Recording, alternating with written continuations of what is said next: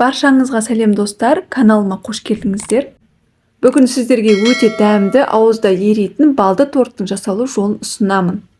Менің отбасымды келген қонақтарды таңғалдырған ең керемет торт.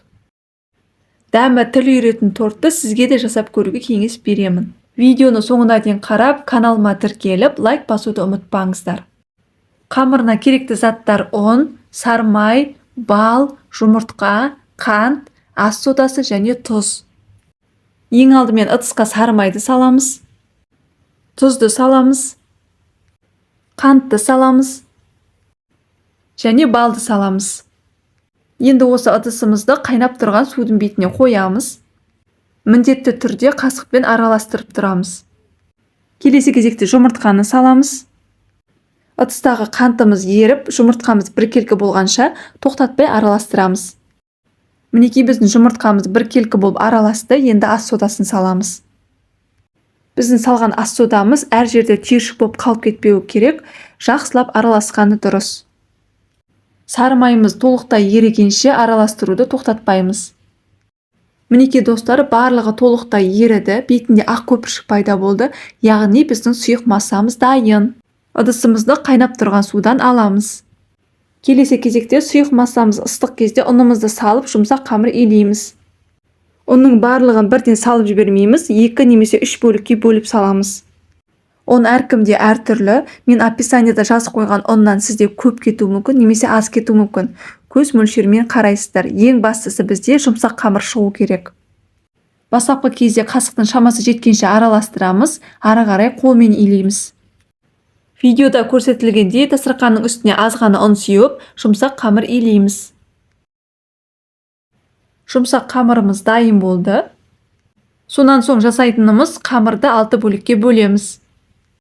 Онды көп қолданбаймыз, қамырымыз астына жабысып қалмас үшін аз ғана пайдаландым. Барлық бөлінген қамырларды видеодағыдай жасап шығамыз.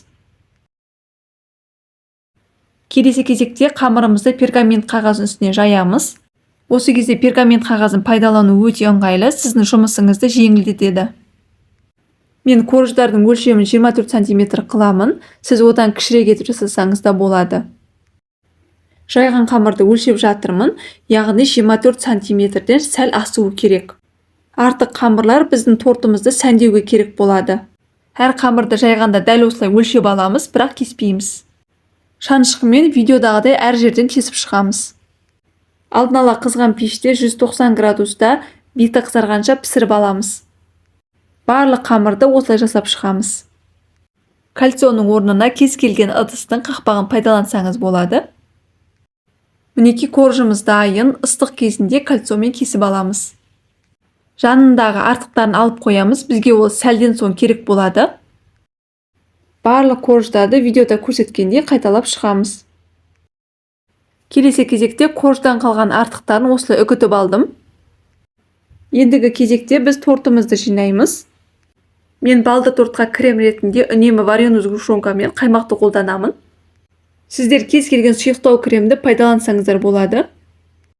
Әр корждың үстіне 2-3 ас қасық кремді жағып, барлығын жинап шығамыз.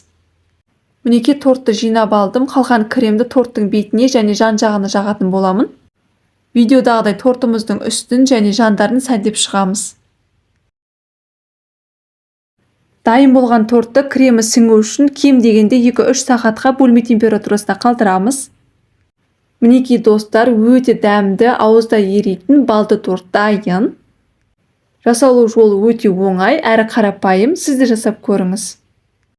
Осы видео ұнаса достар, каналыма тіркеліп, лайк басуды ұмытпаңыздар. Сіздермен болған Ақшолпан.